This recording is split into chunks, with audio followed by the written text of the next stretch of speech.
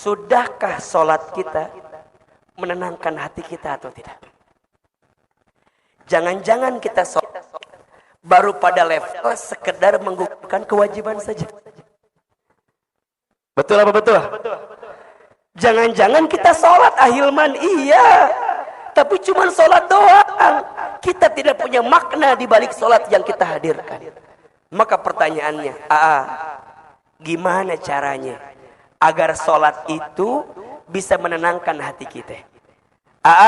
Gimana caranya nih agar sholat itu bisa menjadi jalan keluar bagi kita?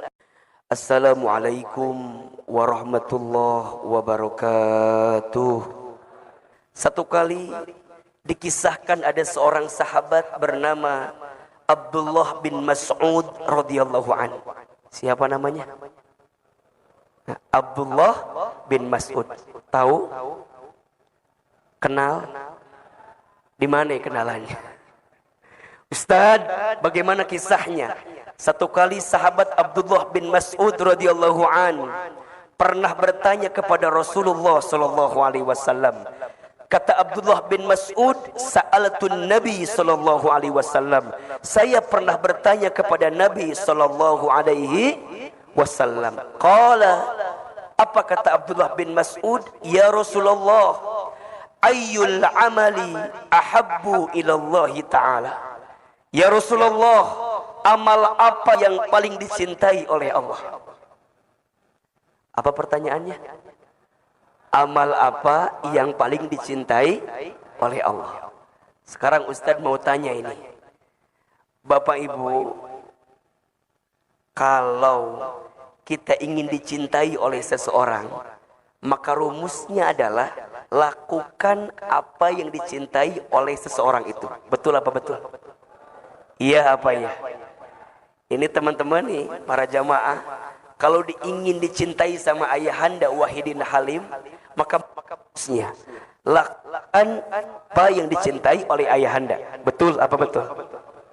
Maka sama, kalau kita ingin dicintai oleh Allah, bahkan bukan hanya dicintai, tapi ingin menjadi orang yang paling dicintai oleh Allah. Ini pertanyaan sahabat mulia Abdullah bin Mas'ud radhiyallahu anhu. Ya Rasulullah, amal apa yang paling dicintai oleh Allah? Qala, Rasulullah sallallahu alaihi wasallam menjawab, yang pertama, itu ala waktiha, salat di awal waktunya. Apa yang pertama? Salat di awal waktu atau salat pada waktunya. Qala thumma ay.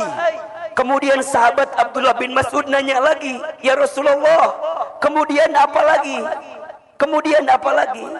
Qala, Rasul kemudian menjawab, yang kedua, birrul walidain, berbuat baik kepada orang tua. Apa yang kedua? Birrul walidain, percis seperti nama masjid kita, berbuat baik kepada orang tua. Qala thumma ay. Kemudian Abdullah bin Mas'ud nanya lagi, ya Rasulullah, apa lagi? Kemudian Rasul menjawab, qala al jihadu fi sabilillah, bersungguh-sungguh di jalan Allah. Ada berapa jumlahnya? Ada berapa?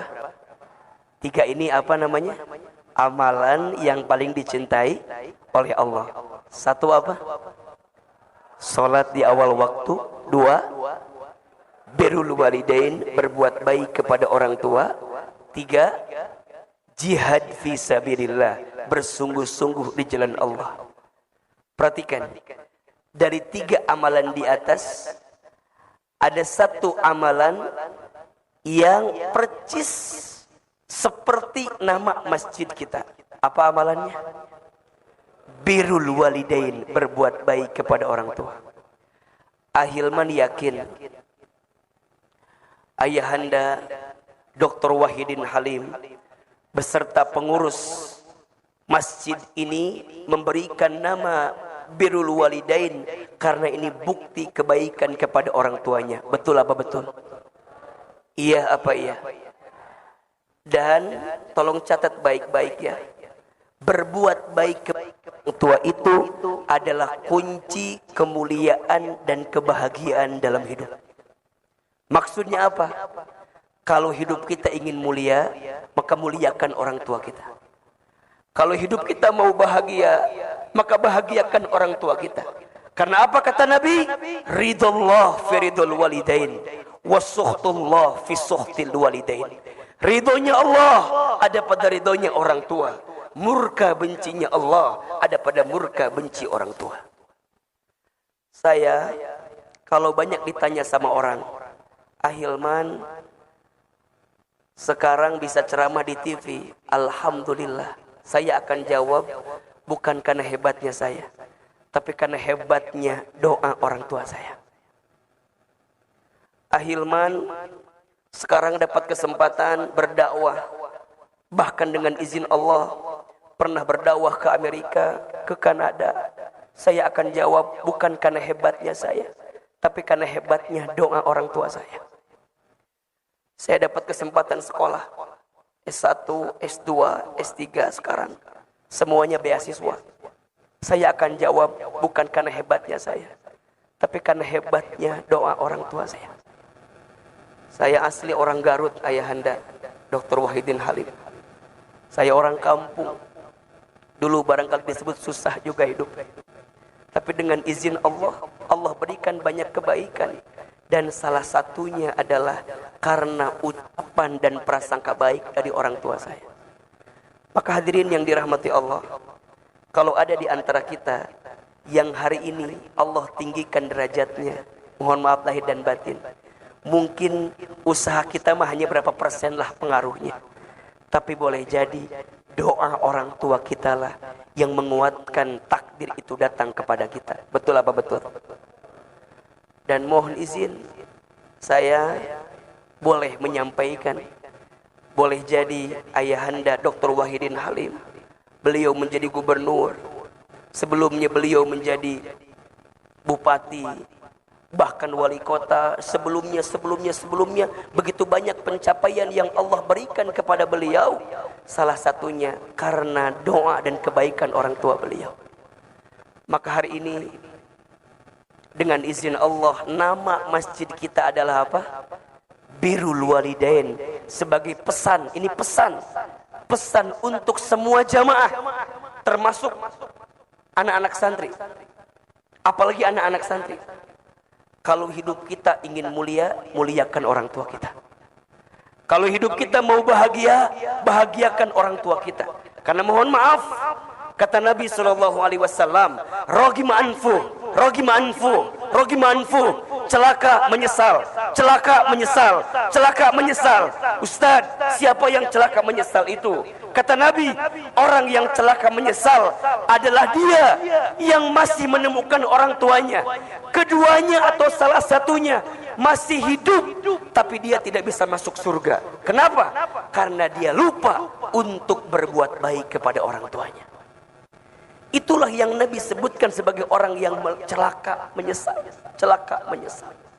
Maka mohon maaf, yang masih punya orang tua, sayangi orang tua kita. Yang masih punya orang tua, muliakan orang tua kita.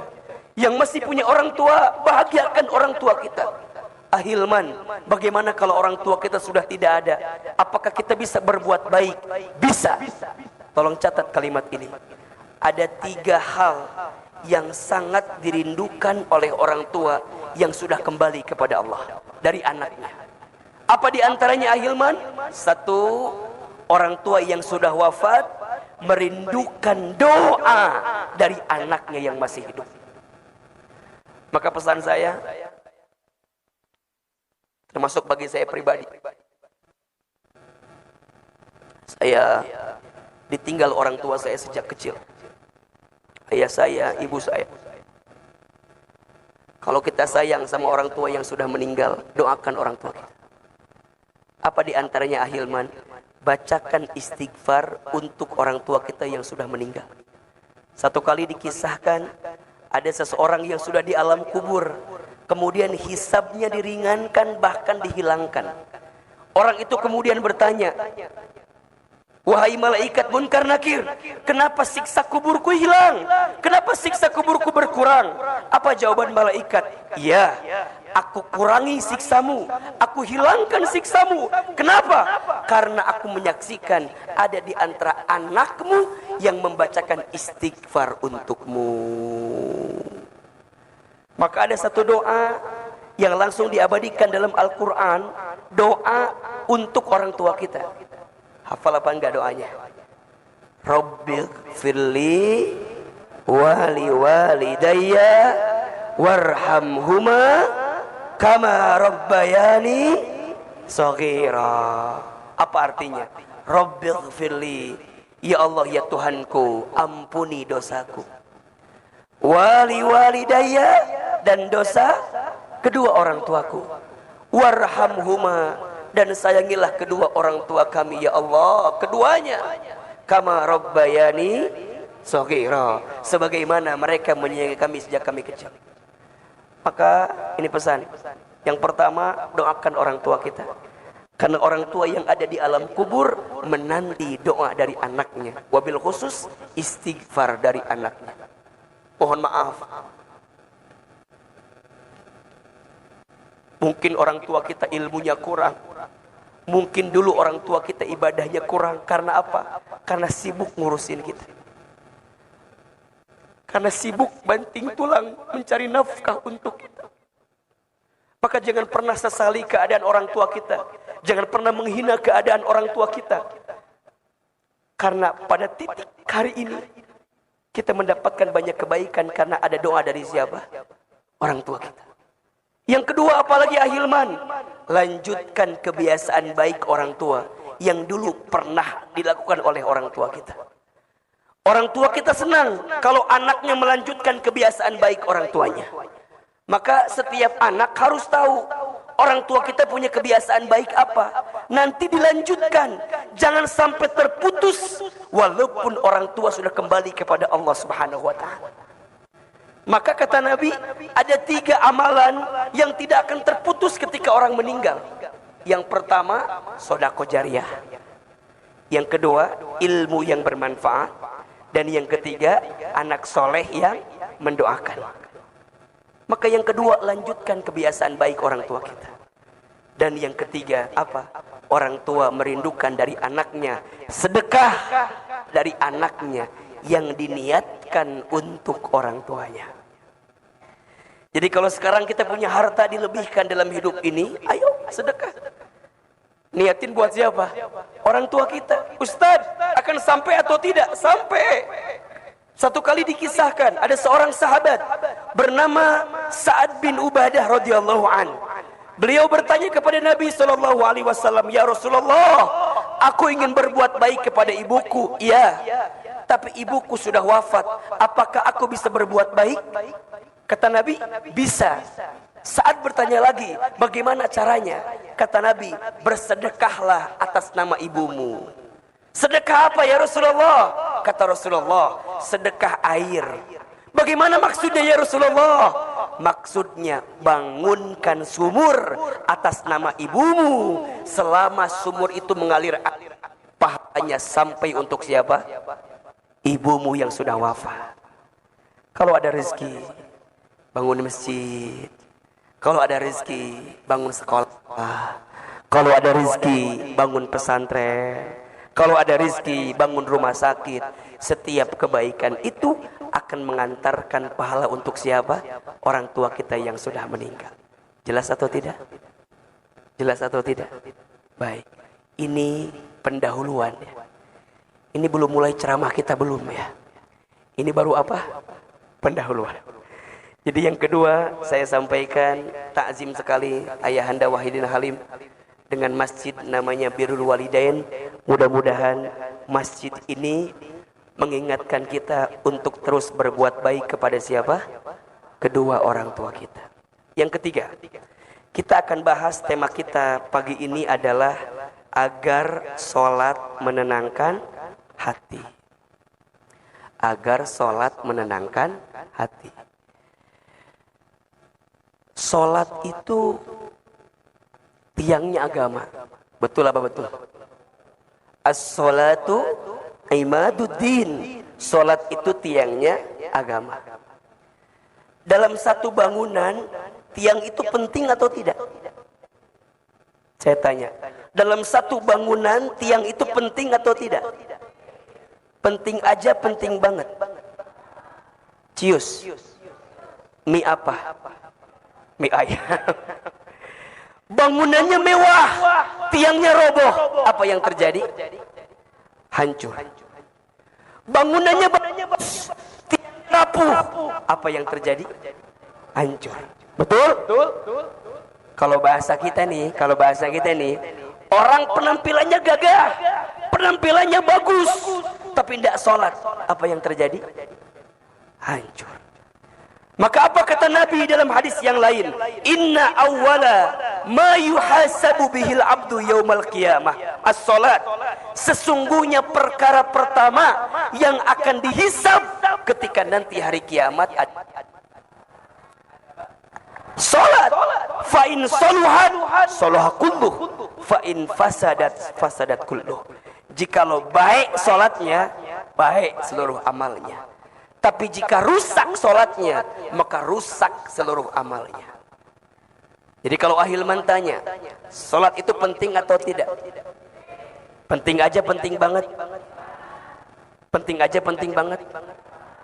Cius, mie apa? Mie goreng ya. Mie ayam udah, sekarang mie goreng ya. Penting Ustaz? Ya, penting.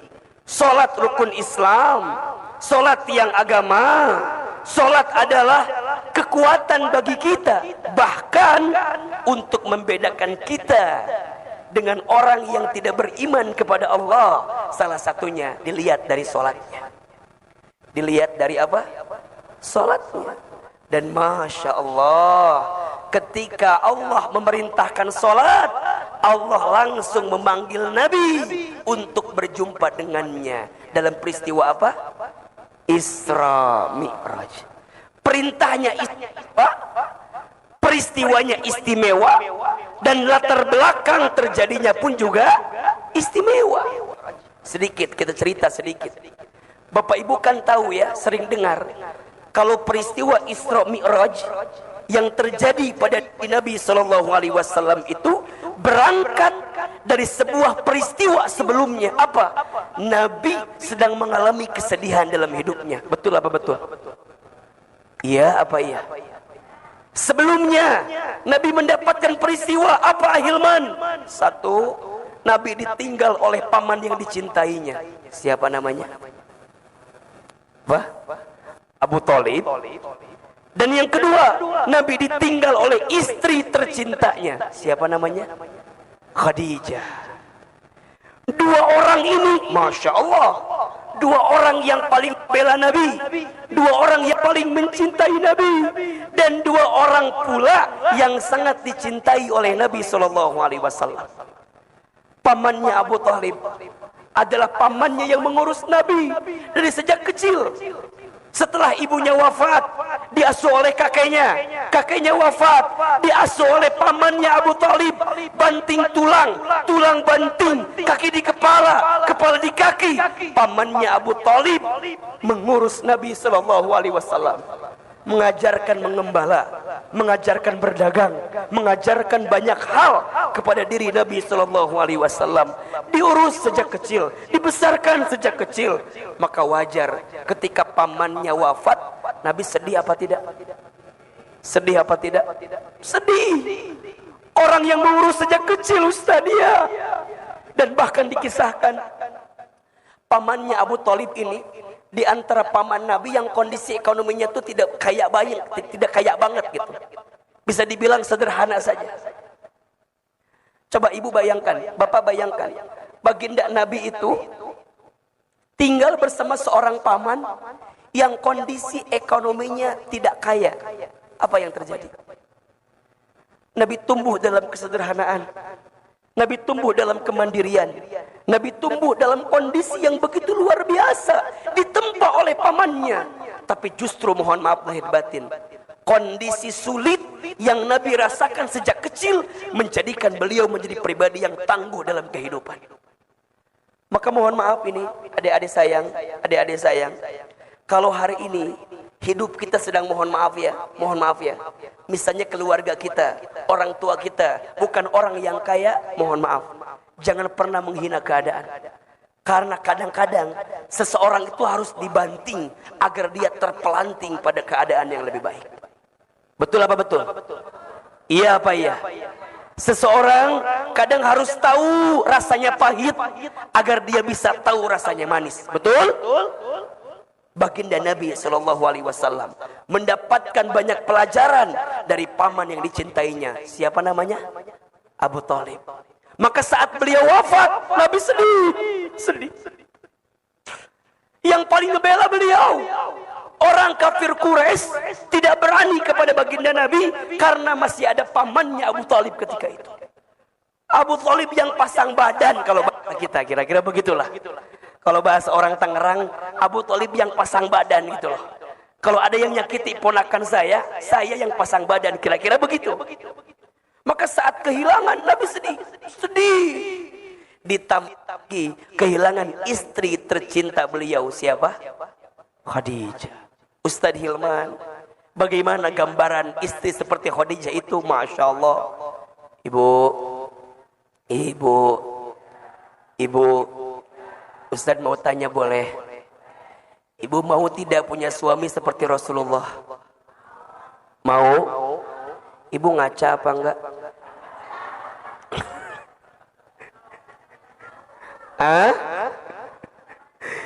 Ustaz, kok gitu jawabannya? Iya, Rasulullah hebat. Iya, jangan lupakan di samping beliau ada perempuan yang hebat. Siapa? Khadijah. Insyaallah. Ustaz, ada cerita apa yang bisa dibagikan kepada kita? Masya Allah. Ibu sayang, ayahanda yang dirahmati Allah, Khadijah itu seorang istri yang paling bisa menguatkan sosok Nabi Muhammad sallallahu alaihi wasallam.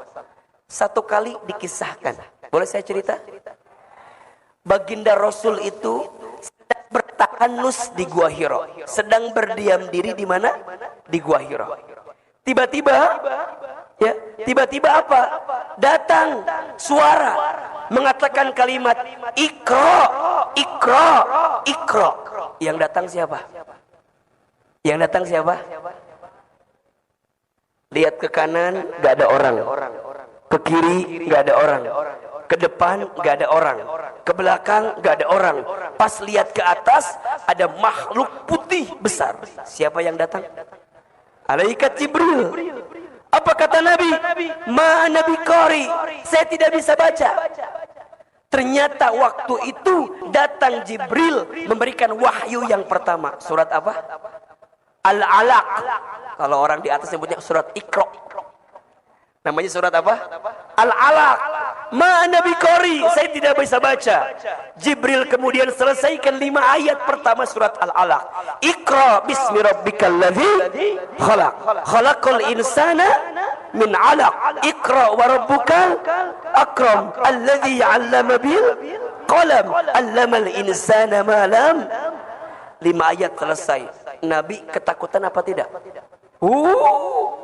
Bulu kuduknya merinding, tubuhnya bergetar, kakinya ketakutan, takut. Ibu nggak usah jauh-jauh lah. Ibu lagi di lampu merah, tiba-tiba ada yang manggil, ibu.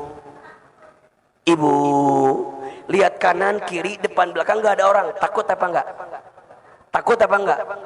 Percis, Nabi ketakutan, Masya Allah. Maka apa yang terjadi? Nabi kemudian bangkit, Nabi kemudian lari hingga menuju rumahnya. Masya Allah. Sampai di rumah, buka pintu, langsung melihat wajahnya Khadijah. Apa yang terjadi? Setengah ketakutan Nabi langsung hilang karena melihat wajah siapa? Khadijah. Masya Allah. Begitu luar biasanya Khadijah. Nabi lagi ketakutan, lihat wajahnya Khadijah, setengah ketakutan langsung hilang. Apa yang Khadijah lakukan? Khadijah nggak nanya lagi, nggak nanya, ya Rasul kenapa enggak? Khadijah langsung memeluk Nabi, dipeluk oleh Khadijah, dibisikin telinga Nabi, ya Muhammad, suamiku, jangan takut. ada aku di sampingmu. Masya Allah. Kalau di luar sana ada yang menyakitimu, aku yang pertama mencintaimu. Kalau dia di luar sana ada yang menjatuhkanmu, aku yang paling pertama menguatkanmu. Apa yang terjadi? Dipeluk oleh Khadijah, dibisikin telinganya, semua ketakutan Nabi langsung hilang karena dipeluk oleh siapa?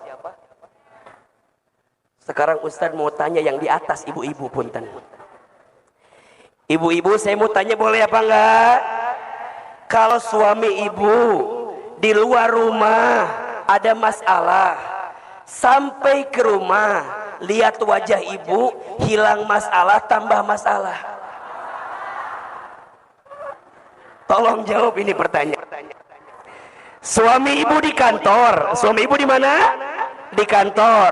Ada masalah, pulang ke rumah lihat wajah ibu, hilang masalah tambah masalah. Baik. Ternyata Ahilman baru tahu masalah suami di sini ada di atas masalahnya. Oh, Ahilman berarti masih jauh kita dari karakteristik Bunda Khadijah, masih jauh. Betul ya Pak ya? Maka mohon maaf Ustaz, ketika kehilangan Khadijah Nabi sedih apa tidak? Sedih. Karena Khadijah yang memberikan semuanya. Sampai satu kali dikisahkan, Nabi itu lagi duduk, Khadijah itu tiduran di atas pahanya Nabi SAW. Kebayang apa enggak? Oh, jangan dibayangin ya, karena ibu tidak pernah mendapatkan itu dari suaminya ya. Nabi lagi duduk, kemudian Khadijah tidur di atas pahanya siapa? Rasulullah SAW. Tiba-tiba apa yang terjadi? Nabi itu nangis. Nabi nangis, kemudian air matanya nyakcelak, tehnya menetes hingga ke keningnya siapa? Khadijah. Kata Khadijah, pas lagi ngelihat gini, langsung dihapus air matanya Nabi, dihapus. Suamiku, jangan menangis katanya. Kenapa engkau menangis? Kemudian baginda menjawab, sungguh aku sangat mencintaimu wahai istriku. Ibu pernah nggak digituin sama suaminya? Saya tahu nggak pernah ya, nggak apa-apa. Ustaz, yang ada, mohon maaf ya, ini mah bukan suami yang di sini, yang di sono ya. Yang ada paling gini kalimatnya, ibu teh kapan meninggal? Bukan yang di sini, ya bukan yang di sini, tapi yang di mana? Sono. Yang di sini mah insya Allah enggak ya. Enggak jauh beda gitu ya. Gimana Ustaz? Nangis. Kata Khadijah, jangan. Kenapa? Lihat kalimat Khadijah ini luar biasa. Ya Rasulullah, kalau seandainya nanti aku wafat dan engkau akan berdakwah keluar sana, sedangkan engkau tidak punya lagi biaya untuk berdakwah, maka kata Khadijah, tolong gali kuburanku dan jadikan tulang belulangku untuk mendukung dakwahmu ya Rasulullah. Sampai segitunya Bu, Masya Allah. Kalau ini bahasanya kiasan ya, ini bahasanya kiasan. Kalau engkau mau berdakwah dan engkau tidak punya lagi biaya, engkau tidak punya lagi materi, engkau tidak lagi punya bekal untuk berdakwah, tolong gali kuburanku dan jadikan tulang belulangku untuk bisa mendukung dakwahmu ya Rasulullah. Ibu udah begitu belum sama suami Bu? Cius. Kadang-kadang kalau kita memohon maaf, uangmu, uangku, uangku, asal jararahu ahil Pak. Jadi gimana Ustaz? Ini saya lagi cerita. Ketika Nabi sebelum peristiwa Isra Mi'raj, Nabi sedih karena kehilangan dua orang yang dicintainya. Kehilangan Abu Thalib pamannya, kehilangan istrinya siapa? Khadijah. Maka Nabi sedih. Disebutlah tahun itu dengan tahun apa? Amul Huzni, tahun kesedihan. Tahun kesedihan. Maka dengan izin Allah, singkat cerita, Allah berikan kekuatan kepada Nabi dengan peristiwa namanya apa? Isra Mi'raj. Apa itu Isra Mi'raj, Ahilman? Isra diperjalankannya baginda Nabi dari Masjidil Haram kemana? Masjidil Aqsa. Kemudian Mi'raj. Apa itu Mi'raj? Diangkatnya baginda Nabi dari Aqsa menuju Sidratul Muntaha. Peristiwa Isra disebutkan di surat Al-Isra ayat 1. Peristiwa Mi'rajnya disebutkan di surat An-Najm ayat 1 sampai 18. Jadi kalau kita bicara Isra Mi'raj, itu dua maknanya. Isra diperjalankan dari mana? Dari Haram ke Aqsa. Mi'raj diangkat dari Aqsa menuju mana?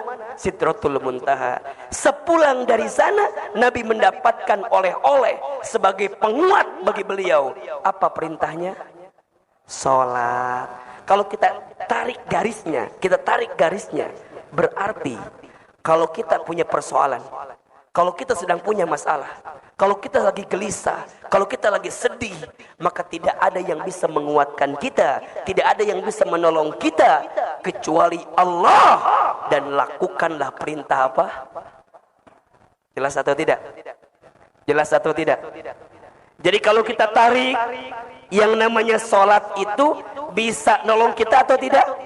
Bisa. Bisa menenangkan hati kita atau tidak? Bisa. Sekarang pertanyaannya, sudahkah sholat kita menenangkan hati kita atau tidak? Jangan-jangan kita sholat baru pada level sekedar menggugurkan kewajiban saja. Betul apa betul? Jangan-jangan kita sholat, Ahilman, iya, tapi cuma sholat doang. Kita tidak punya makna di balik sholat yang kita hadirkan.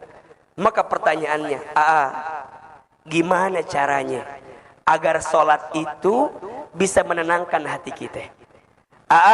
Gimana caranya nih agar sholat itu bisa menjadi jalan keluar bagi kita?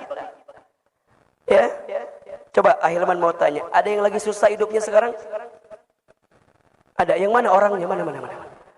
Ada yang lagi sempit? Ada. Yang lagi punya masalah? Ada. Gampang. Kalau Ahilman lihat ya, kalau yang lagi punya banyak masalah mah gampang. Yang duduknya paling belakang nyender ke tembok. Itu biasanya. Itu yang paling simpel jawabannya. Ya. Yang di mana duduknya? Paling belakang nyender tembok. Ustaz, kenapa yang nyender ke tembok ada masalah? Iya, karena di rumahnya tidak punya sandaran. Jadi pas ke masjid yang dicari apa? Tembok sebagai sandaran. Ahilman, ya. Tuh kan jadi kesindir. Ayahanda Wahidin langsung berubah duduknya kan. Beliau dari yang gini jadi begini. Ahilman, gimana caranya agar sholat menenangkan hati kita? Tolong catat ya. Ada 5 I. Ada berapa? Ada 5 I yang harus kita hadirkan dalam sholat agar sholat menenangkan hati kita. I yang pertama, sholat harus ikhlas. Apa yang pertama? Ikhlas. Ustadz, apa itu ikhlas? Ikhlas itu artinya menyandarkan setiap aktivitas kita hanya untuk siapa? Lillahi ta'ala.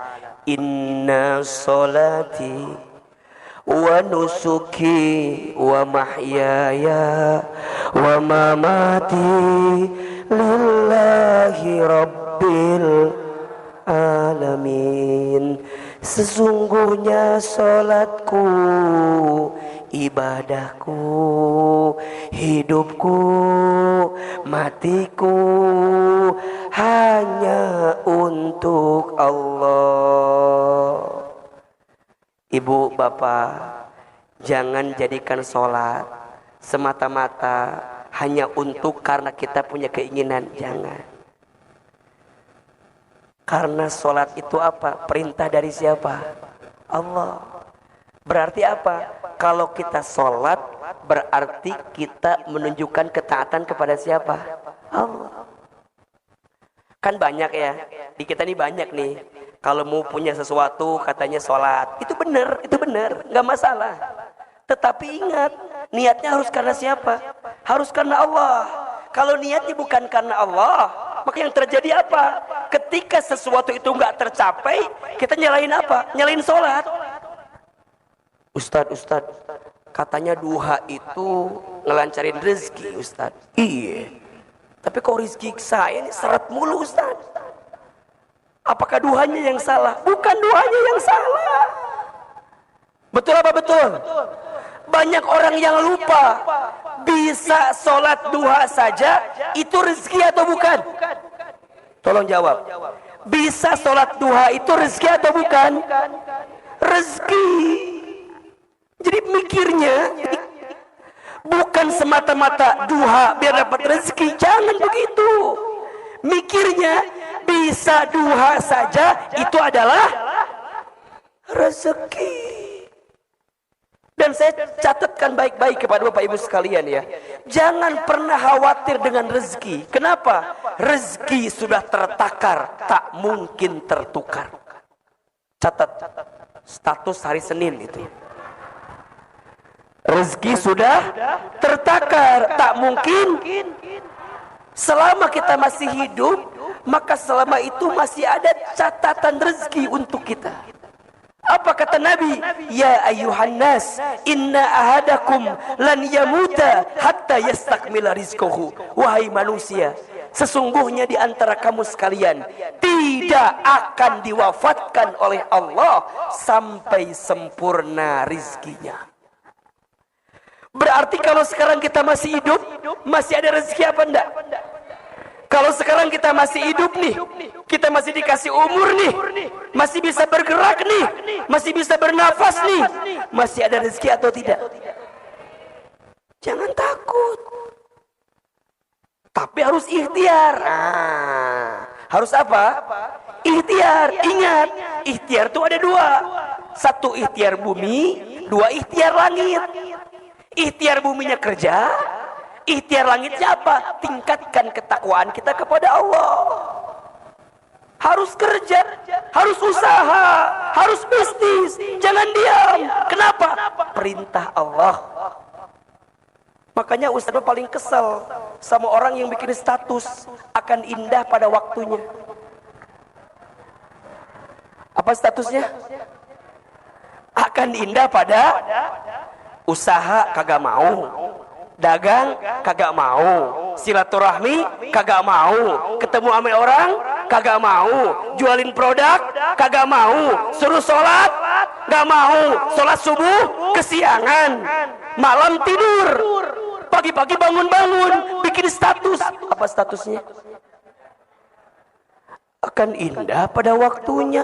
Tuh nyambung. Akan indah pada waktunya itu hanya berlaku bagi dia yang berusaha. Betul apa betul? Berarti rezeki atau bukan? Rezeki sebagai bentuk ketakwaan kita kepada Allah. Dan apa janji Allah kepada kita? Wa may yattaqillaha yaj'al lahu makhraja wa yarzuqhu min haitsu la yahtasib. Dan barang siapa yang bertakwa kepada Allah, maka Allah akan tunjukkan jalan keluar kepadanya. Dan Allah limpahkan rezeki dari jalan yang tidak disangka-sangka. Maka poin pertama, agar sholat menenangkan hati kita, kudu apa? Ikhlas. Karena siapa? Karena Allah. Berarti apa? Kita tes sholat karena kita butuh sama siapa? Allah. Jangan jadikan sholat sebagai sesuatu yang memberikan beban kepada kita, jangan. Tapi jadikan sholat sebagai kebutuhan untuk kita. Kalau kita lapar harus apa? Makan. Kalau kita haus harus apa? Minum. Kalau kita capek harus apa? Istirahat. Sama. Kalau hati kita gelisah, sholat. Kalau hidup kita susah, sholat. Kalau hati kita sempit, sholat. Itu jawabannya. Karena ikhlas dalam sholat bisa mengantarkan ketenangan hati dalam hidup kita. Yang kedua, apa ahilman? Ittiba. Apa? Salat kudu ittiba. Apa itu ittiba? Mengikuti salatnya Nabi Muhammad sallallahu alaihi wasallam. Salatlah kamu kama ra'aitumuni usolli. Salatlah kamu sebagaimana engkau melihat aku salat. Nabi itu menenangkan hatinya, mengistirahatkan hatinya dengan apa? Dengan salat. Arahni bis salat. Satu kali Nabi pernah bilang sama Bilal, wahai Bilal, istirahatkan hatiku dengan salat. Apa perintahnya? Bilal, kumandangkan azan. Masya Allah. Bilal, lantunkan azan. Kenapa? Karena saat aku mendengarkan suara azan, aku bisa mendapatkan ketenangan di dalamnya. Maka bagi orang beriman, tidak ada panggilan yang paling dirindukan kecuali panggilan azan, panggilan salat. Allahu Akbar, Allahu Akbar. Rindu dengan panggilan itu. Betul apa betul? Iya apa iya? Jangan dilanjutkan kembali ya. Masalah adzan cukup ya.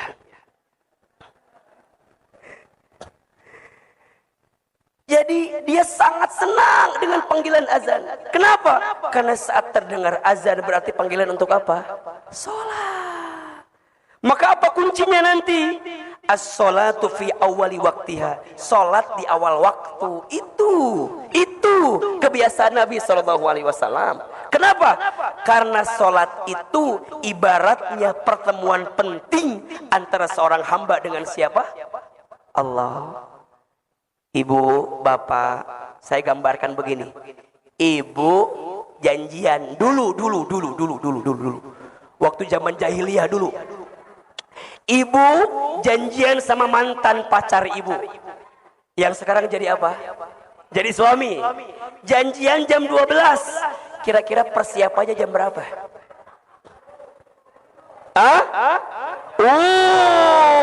Satu hari sebelumnya. Betul apa enggak? Alis dilempeng-lempengin. Pipi tirus-tirusin. Bibir dimerah-merahin. Betul apa betul? Oh, kuku dipotong-potongin. Manicure, pedicure. Mau ketemu sama mantan pacar kita. Betul apa enggak? Bajunya dipilih yang bagus apa yang enggak? Bagus, bahkan ganti berkali-kali. Betul apa enggak? Ini cocok enggak ya? Ini cocok enggak ya? Betul enggak? Kok enggak nyambung ya? Ininya hijau, merah, baunya kuning. Pelangi kali ah. Gantian terus. Mau ketemu sama siapa itu? Ketemu sama manusia biasa. Betul apa enggak? Ibu jam 12 temuan janjiannya. Saya yakin dari jam 10 udah siap berangkat dari rumah. Betul? Jam 11 udah deg-degan. Setengah 12 makin deg-degan. Kenapa? Makin mau ketemu sama mantan pacar kita. Pas ketemu jam 12.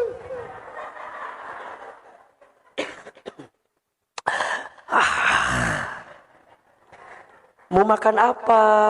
Apa jawabannya? Terserah. Ya apa enggak? Mau makan apa? Apa jawabannya? Terserah. Pas dikasih makan, makannya sepiring. Yang dimakan berapa banyak? 2 suap. Kok makannya dikit? Iya, lagi diet. Jaga image betul. Iya apa ya? Jaga image, ya kan? Pertanyaannya, kalau udah ketemu, pengen cepet-cepet atau buru-buru? Pengen cepet-cepet atau lama-lama? Buru-buru. Pengen buru-buru. Pengennya lama-lama. Janjiannya sejam. Pas udah ketemu, yo setannya lain kan? Aku pulang ya. Jangan.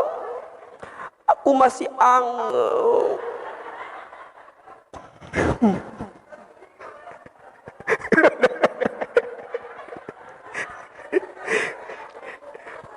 Pisah, udah pisah.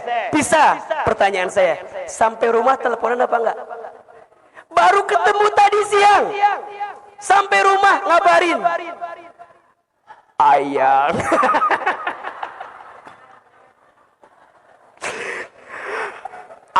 udah sampai, Neng udah sampai, nanya lagi, jangan lupa makan ya. Si awatnya lagi sensi, kan tadi baru makan, kamu pengen aku gemuk ya, ingetin makan mulu. Terus malamnya teleponan, itu amiman. Betul apa betul? Sekarang saya mau tanya, azan zuhur jam 12, kita siap-siap jam berapa? Jam 2 baru datang. Azan zuhur jam berapa? Jam 12. Baru sholat jam berapa? Jam 2. Ibaratnya lah, bapak mau ketemu sama ayah Wahidin, dijanjiin jam 12, datang jam 2, ditinggal apa enggak? Di SP tinggal lagi. Sekarang mohon maaf, bayangkan berapa kali kita meninggalkan sholat dalam waktu yang tepat. Betul apa enggak? Allah lagi nungguin kita, Allah menanti kita, kita yang butuh sama Allah. Allah nungguin kita, 5 waktu Allah siapin bagi kita. Ente kemana aja? Makanya nih ya, kalau bapak ibu waktunya ingin dikelola dengan baik, gampang, perbaiki sholat dah. Betul apa enggak? Kan hidup kita ini sebenarnya menunggu dari waktu sholat ke waktu sholat. Betul apa enggak? Hari ini tadi pagi nih, sholat subuh nih, sholat subuh. Habis ini kita gerak aktivitas, nungguin sholat apa? Zuhur. Habis zuhur aktivitas lagi, nungguin apa? Asar. Habis asar aktivitas lagi, nungguin apa? Maghrib. Kemudian duduk sebentar, nungguin apa? Isya. Kemudian tidur, nungguin apa? Gitu-gitu aja. Makanya mohon maaf ya, kalau saya dengan izin Allah kan saya jadi konsultan di beberapa perusahaan. Jadi indikator kalau mau rapat itu jangan bertanya kapan mulainya, tapi pertanyaannya kapan breaknya, agar pas jam 12 itu beres. Ketemu sholat apa? Zuhur.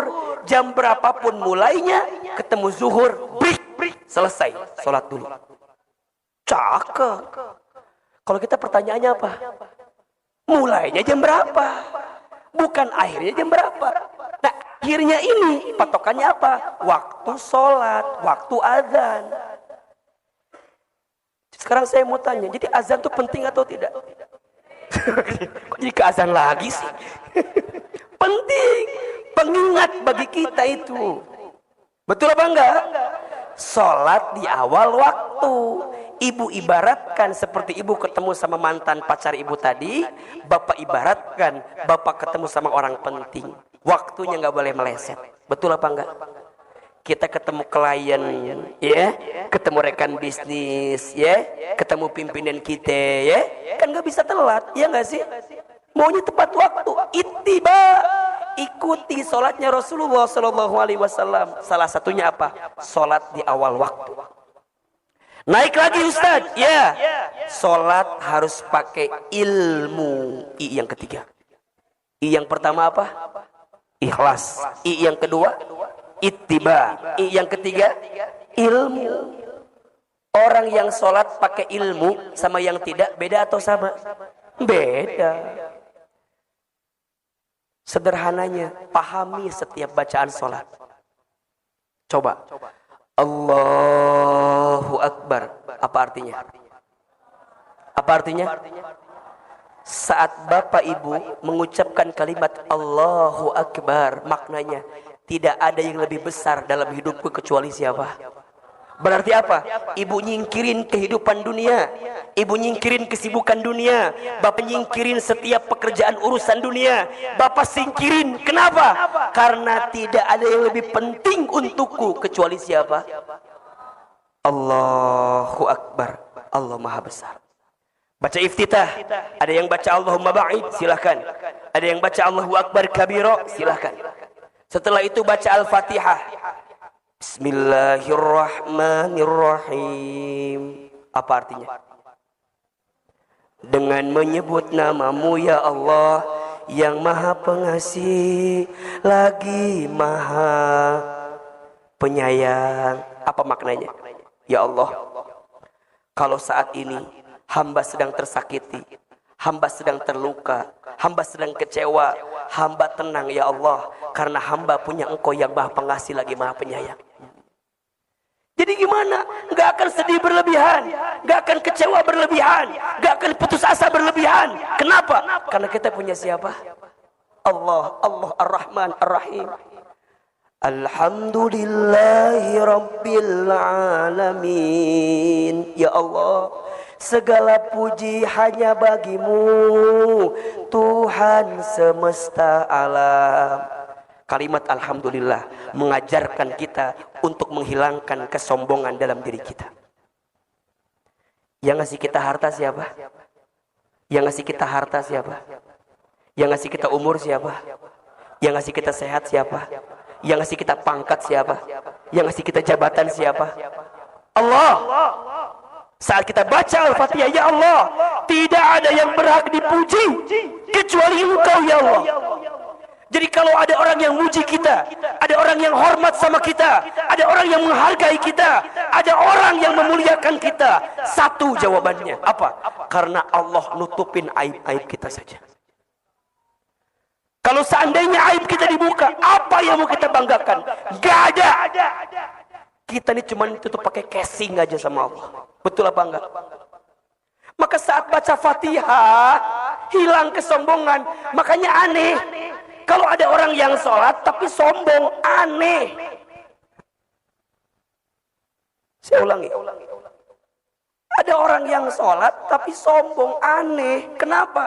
Karena dengan sholat dia ruku, dia sujud, berarti dia menghambakan dirinya kepada siapa? Dan tidak ada yang lebih besar dalam hidup kita kecuali siapa? Ya Allah, terima kasih. Engkau titipkan jabatan kepada hamba ya Allah. Engkau titipkan pangkat kepada hamba ya Allah. Bukan karena hebatnya hamba, tapi ini hebatnya Engkau yang menitipkan kepada hamba. Betul apa betul? Mohon maaf ya. Kadang-kadang kan kita ayahanda suka ini ya, kadang suka mikir kita ini. Kok bisa ya? Kadang ya, saya pada posisi saya ya. Ya Allah, alhamdulillah ya. Sekarang dengan izin Allah ya, bisa di televisi, bisa ceramah begini. Kalau bicara mohon maaf ya. Yang lebih pintar banyak apa enggak? Banyak. Yang lebih hebat banyak apa enggak? Banyak. Makanya kadang-kadang malu Ustaz. Saya tuh kalau bicara begini, usia ini masih muda, banyak guru-guru kita malu. Tapi kalau saya merenung, Allah, Engkau tidak mungkin mengizinkan sesuatu kecuali Engkau titipkan kebaikan di dalamnya. Itu aja husnuzonnya. Nah, pelutong.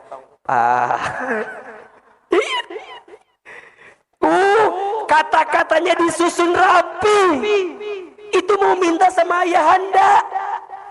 Nah, ini sama Allah disiapin bacaan Fatihah. Iyyaka na'budu wa Ya Allah, hanya kepadamu lah kami menyembah dan hanya kepadamu lah kami minta pertolongan. Kan kalau bahasa kita gini, Ayahanda Wahidin, karena aneh ini udah kerja berapa tahun sama bapak nih.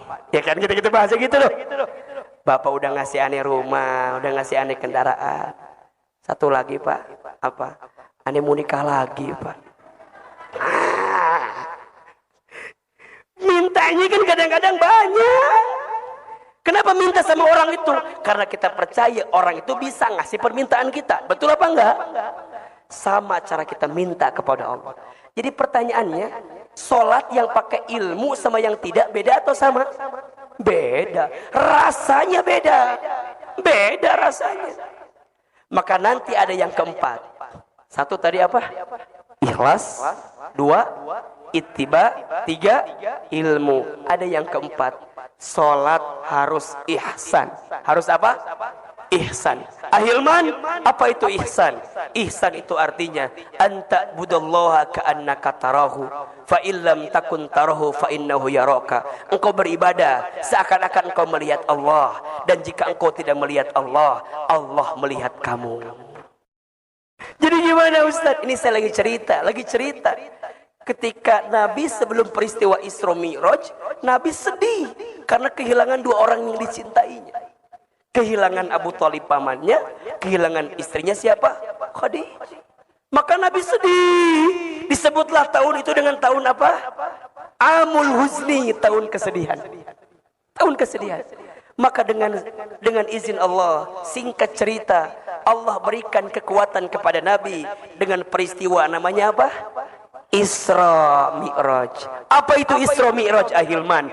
Isra, diperjalankannya baginda Nabi dari Masjidil Haram kemana? Masjidil Aqsa. Kemudian Mi'raj, apa itu Mi'raj? Diangkatnya baginda Nabi dari Aqsa menuju Sidratul Muntaha. Peristiwa Isra disebutkan di surat Al-Isra ayat 1. Peristiwa Mi'rajnya disebutkan di surat An-Najm ayat 1 sampai 18. Jadi kalau kita bicara Isra Mi'raj, itu dua maknanya. Isra diperjalankan dari mana? Dari Haram ke Aqsa. Mi'raj diangkat dari Aqsa menuju mana? Sidratul Muntaha. Sepulang dari sana, Nabi mendapatkan oleh-oleh sebagai penguat bagi beliau. Apa perintahnya? Salat. Kalau kita tarik garisnya, berarti kalau kita punya persoalan, kalau kita sedang punya masalah, kalau kita lagi gelisah, kalau kita lagi sedih, maka tidak ada yang bisa menguatkan kita, tidak ada yang bisa menolong kita kecuali Allah. Dan lakukanlah perintah apa? Jelas atau tidak? Jelas atau tidak? Jadi kalau kita tarik, yang namanya sholat itu bisa nolong kita atau tidak? Bisa. Bisa menenangkan hati kita atau tidak? Bisa. Sekarang pertanyaannya, sudahkah sholat kita menenangkan hati kita atau tidak? Jangan-jangan kita sholat baru pada level sekedar menggugurkan kewajiban saja. Betul apa betul? Jangan-jangan kita sholat, Ahilman, iya, tapi cuma sholat doang. Kita tidak punya makna di balik sholat yang kita hadirkan. Maka pertanyaannya, gimana caranya agar sholat itu bisa menenangkan hati kita? Gimana caranya nih agar sholat itu bisa menjadi jalan keluar bagi kita? Ya. Coba Ahilman mau tanya, ada yang lagi susah hidupnya sekarang? Ada yang mana orangnya? Mana? Ada yang lagi sempit? Ada. Yang lagi punya masalah? Ada. Gampang. Kalau Ahilman lihat ya, kalau yang lagi punya banyak masalah mah gampang. Yang duduknya paling belakang nyender ke tembok. Itu biasanya. Itu yang paling simpel jawabannya. Ya. Yang di mana duduknya? Paling belakang, nyender.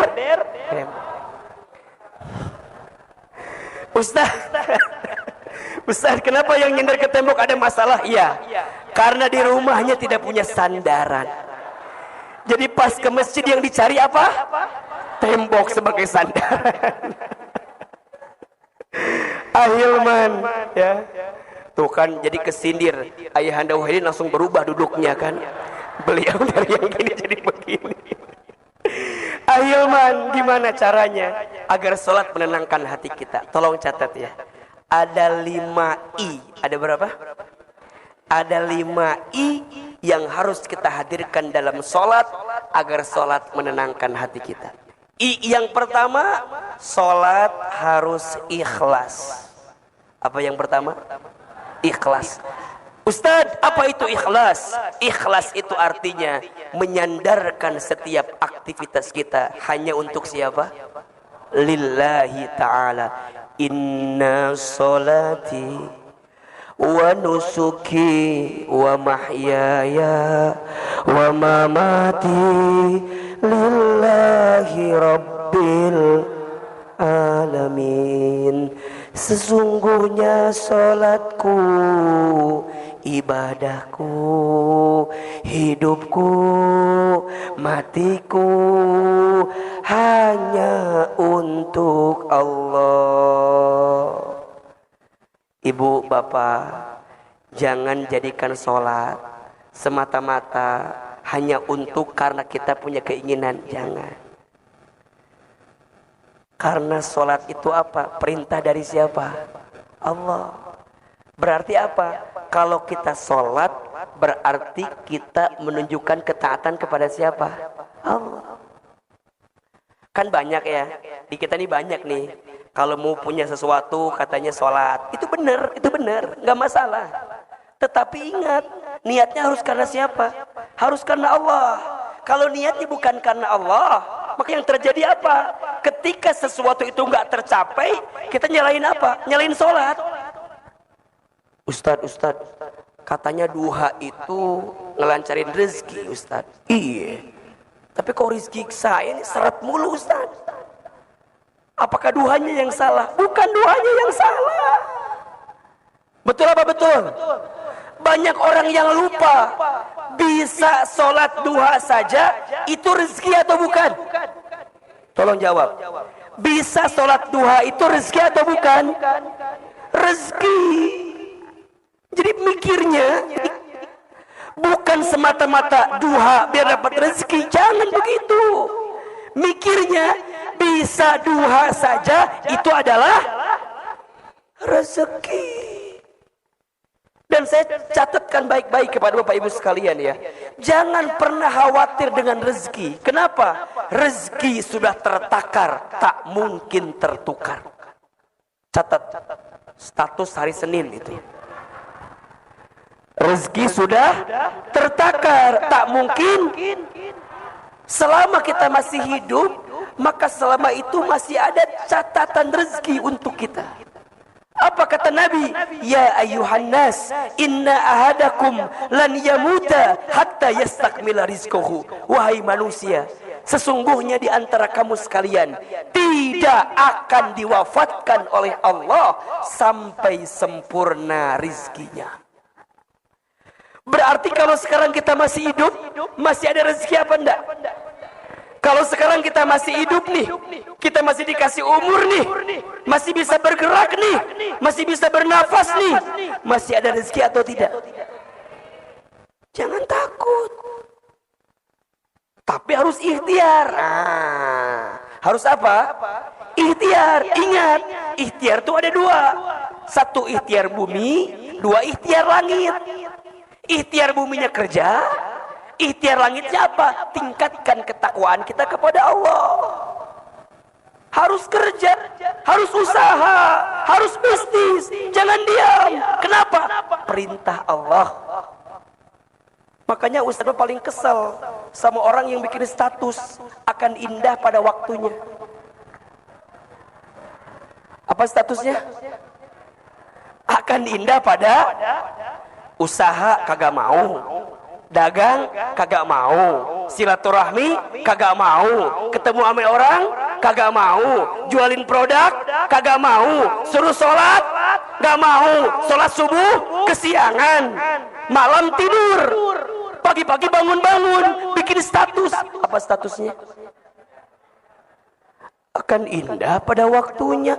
Tuh nyambung. Akan indah pada itu hanya berlaku bagi dia yang berusaha. Betul apa betul? Berarti rezeki atau bukan?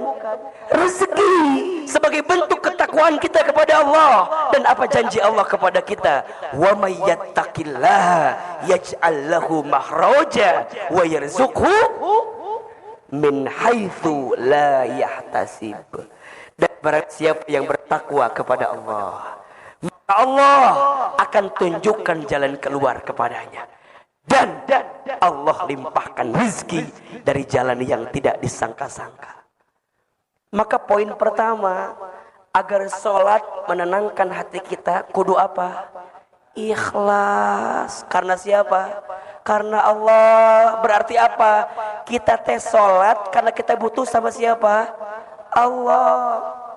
Jangan jadikan sholat sebagai sesuatu yang memberikan beban kepada kita, jangan. Tapi jadikan sholat sebagai kebutuhan untuk kita. Kalau kita lapar harus apa?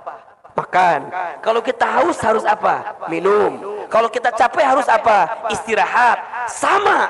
Kalau hati kita gelisah, sholat. Kalau hidup kita susah, sholat. Kalau hati kita sempit, sholat. Itu jawabannya. Karena ikhlas dalam sholat bisa mengantarkan ketenangan hati dalam hidup kita. Yang kedua, apa ahilman? Ittiba. Apa? Salat kudu ittiba. Apa itu ittiba? Mengikuti salatnya Nabi Muhammad sallallahu alaihi wasallam. Salatlah kamu kama ra'aitumuni usolli. Salatlah kamu sebagaimana engkau melihat aku salat. Nabi itu menenangkan hatinya, mengistirahatkan hatinya dengan apa? Dengan salat. Arahni bis salat. Satu kali Nabi pernah bilang sama Bilal, wahai Bilal, istirahatkan hatiku dengan salat. Apa perintahnya? Bilal, kumandangkan azan. Masya Allah. Bilal, lantunkan azan. Kenapa? Karena saat aku mendengarkan suara azan, aku bisa mendapatkan ketenangan di dalamnya. Maka bagi orang beriman, tidak ada panggilan yang paling dirindukan kecuali panggilan azan, panggilan salat. Allahu Akbar, Allahu Akbar. Rindu dengan panggilan itu. Betul.